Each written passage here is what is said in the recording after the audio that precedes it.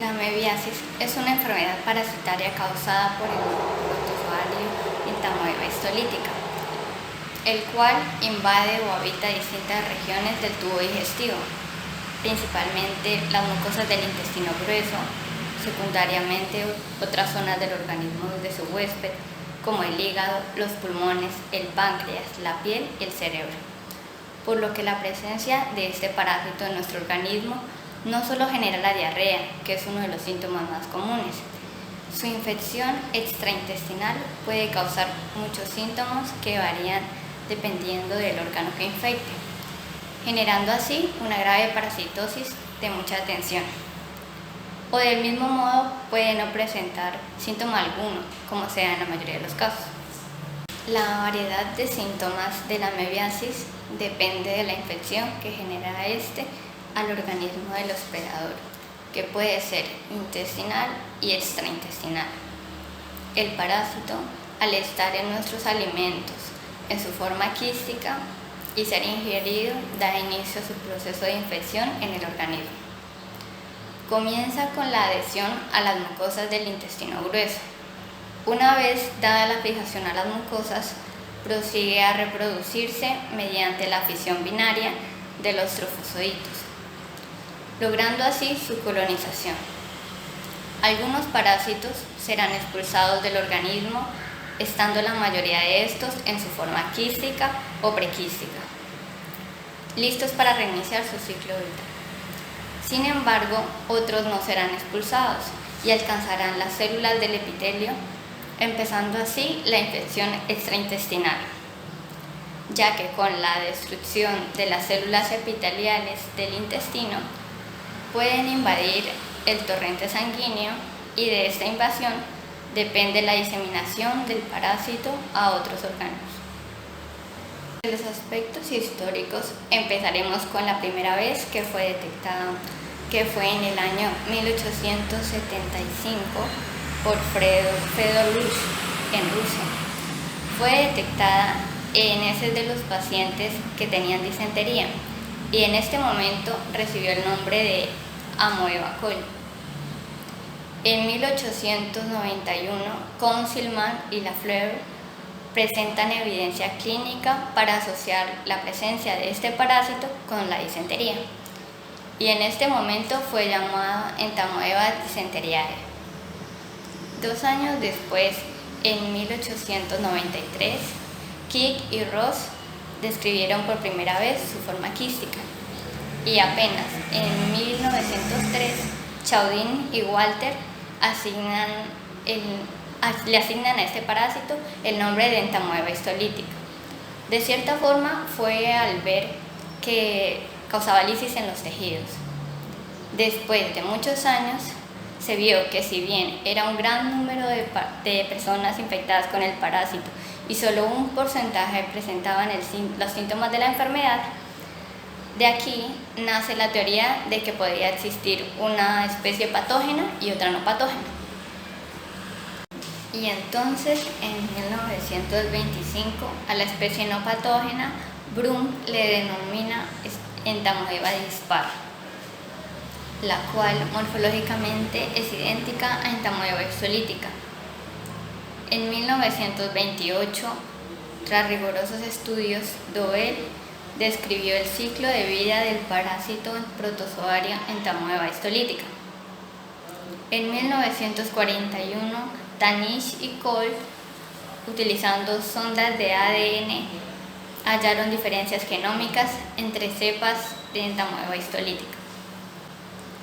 11 años más tarde, en 1952, Edson, Delk y Madison establecieron por primera vez el valor diagnóstico y epidemiológico de Entamoeba histolítica.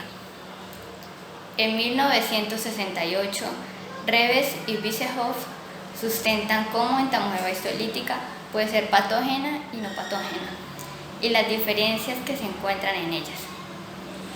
Entre los aspectos epidemiológicos de la amebiasis tenemos los factores de riesgo. Su riesgo de contagio se encuentra en el consumo de alimentos que han tenido contacto con la forma quística de Entamoeba histolítica, este es uno de los más frecuentes. Malos hábitos de aseo o higiene o tener contacto directo que tengan malos hábitos de aseo.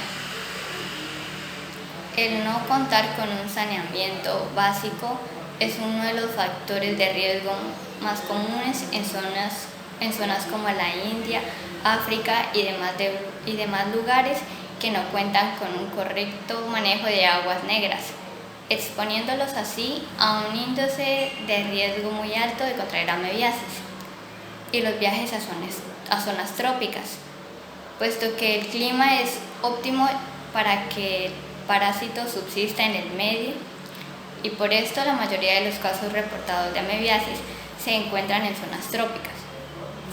Entre la población en riesgo de contagio de amebiasis tienen en común la ineficiencia de su sistema inmunológico o de sus órganos, convirtiéndolos en la población más fácil de infectar, como lo son los pacientes inmunocomprometidos, como es el caso de los pacientes con cáncer, embarazadas, adultos mayores, alcohólicos y personas con estado de desnutrición.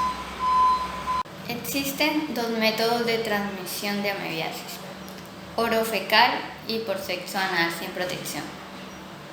La transmisión orofecal comienza con un individuo infectado con el parásito protozoario entamoeba histolítica, el cual en sus heces alberga la forma quística del parásito, y este se transporta a través de agua, tierra, moscas y las manos hasta infectar algún alimento y así poder ingresar a nuestra boca para reiniciar su ciclo. O se transmite por tener contacto con las heces de una persona infectada con el parásito, comúnmente sea por tener sexo anal sin protección. Su prevalencia en el mundo. La OMS ubica a las enfermedades diarreicas en segundo lugar como causa de morbimortalidad en niños de países en vías de desarrollo. A pesar que la amebiasis se considera como una de las parasitosis más conocidas tempranamente mundialmente, se estipula que la mayor frecuencia se da en aquellos lugares en donde las condiciones higiénicas ambientales son defectuosas, en especial lo referente al correcto suministro de agua potable, el buen tratamiento de las excretas y el control sanitario de los alimentos. Por este motivo, en los países subdesarrollados, o mejor, subprivilegiados, y en las clases socioeconómicas débiles, es donde más se encuentra esta enfermedad. Afecta al 10% de la población, y de estos, solo el 10% son asintomáticos. En países tercermundistas se asocia la presencia de la enfermedad con viajes a lugares trópicos, ya que el ambiente húmedo le ayuda a subsistir al parásito. Contacto persona a persona. Entre estos tenemos el contacto con la zona rectal de una persona infectada. La mayor prevalencia en zonas subdesarrolladas de amebiasis se da en Centroamérica, Suramérica, África y sudeste asiático. En Latinoamérica es la tercera causa de muerte después de la malaria y la esquistosomiasis, con una tasa de mortalidad de 0,1 a 0,25%, con un índice de mortalidad de 40.000 a 100.000 muertos por año. Su prevalencia en Colombia sale a relucir en zonas con saneamiento básico precario, lo cual en nuestro país es un problema cotidiano de las zonas descuidadas por las autoridades sanitarias del Estado, como lo son el Chocó, Magdalena, La Guajira, el Cauca y demás departamentos vulnerables. Su clasificación taxonómica consiste en su organización en cada una de las organizaciones que hay, empezando por su dominio eucariota, reino protista, subreino protozoa, filo Sarcomostigopora, subfilo Sarcodinas, superclase Rhizópoda, clase Lobosea, orden Amoebovida, suborden Tubulina, familia Entamoebida, género Entamoeba y especie Entamoeba histolítica. Por muchos años la patogenicidad de Entamoeba histolítica fue un enigma, ya que solo el 10% de todos los infectados presentaban síntomas y el resto son asintomáticos. Entre los factores que se creían responsables de esta patogenicidad variable se incluyen potencial patogénico variable entre cepas y transformaciones mediadas por factores intestinales desconocidos de microorganismos no patógenos a patógenos. Gracias a cultivos y herramientas inmunológicas y moleculares se logró hacer una diferenciación muy valiosa en la cual se separaron dos especies que morfológicamente eran idénticas, como lo son Entamoeba histolítica y Entamoeba dispar. Así, los pacientes que mostraban ausencia de sangre en sus heces, pero tenían la presencia del complejo Entamoeba histolítica o Entamoeba dispar, pueden estar infectados por Entamoeba dispar, debido a que se reporta que esta especie no produce ningún signo de síntoma. Sin embargo, solo se logra descartar por completo la ausencia o presencia de Entamoeba histolítica con exámenes de laboratorio, ya que aún así pueden registrarse en las heces del paciente la presencia de quistes de Entamoeba histolítica. Entamoeba histolítica patógena es un parásito intestinal muy frecuente en nuestro medio, siendo este parásito el responsable de las diarreas en niños menores de 5 años, gracias a sus mecanismos de patogenicidad complejos que le permiten invadir la mucosa intestinal y causar muchas infecciones en el organismo del paciente. La Entamoeba histolítica pertenece a la familia de protozoarios formadores de pseudópodos entamoebas. La Entamoeba histolítica es la única especie patógena entre las entamoebas. Una vez depositado en el organismo este parásito, su periodo de incubación va entre los 10 a 20 días. Su ciclo vital consiste en 2 estadios: quiste y trofozoito. La forma quística es la más resistente. También es su fase inmóvil y se caracteriza por ser su fase por la cual puede infectar. La forma trofozoita es la fase por la que logra colonizar y movilizarse en nuestro cuerpo, generando daños en los órganos del huésped que invaden. Esta forma de entamoeba se considera una de las más importantes células citotóxicas y citolíticas no inmunes conocidas hasta el momento.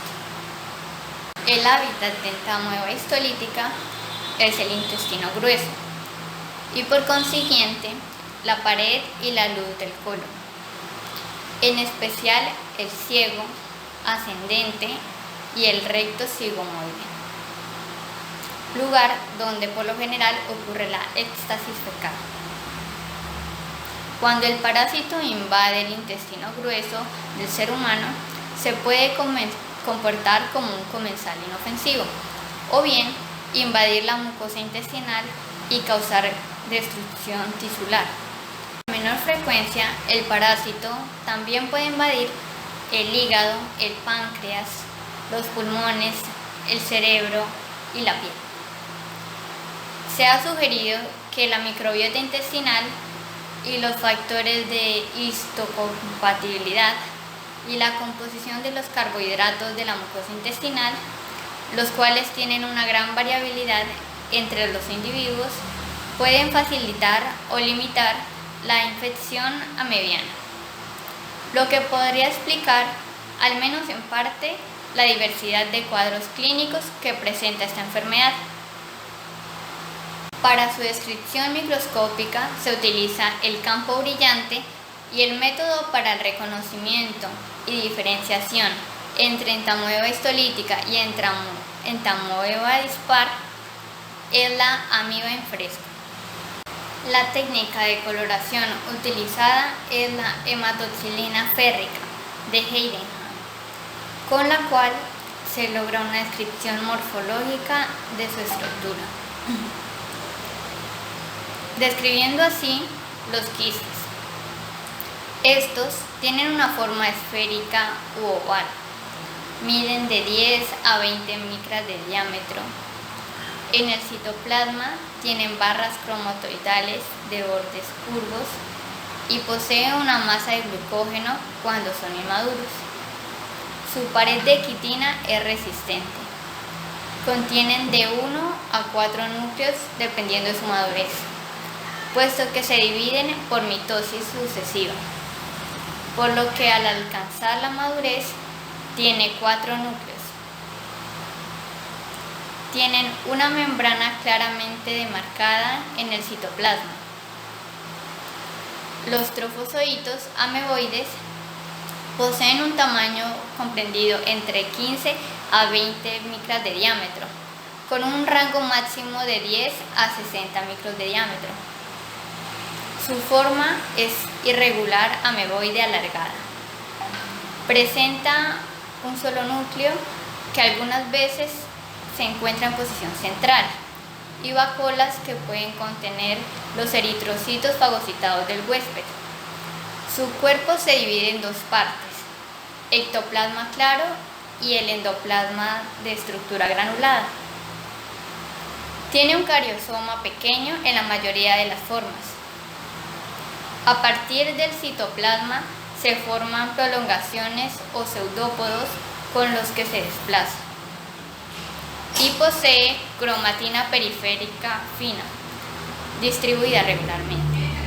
Los medios de cultivo más eficientes para la observación y estudio de la entamoeba histolítica son el medio blastocystis y el medio Jones. En estos se logra observar diferencias significativas en los recuentos celulares de los cultivos por efecto de la concentración inicial de blastocystis en los inóculos. Y en las muestras de heces la forma celular más frecuente fue la quística, mientras que en los medios de cultivo es su forma vacuolar.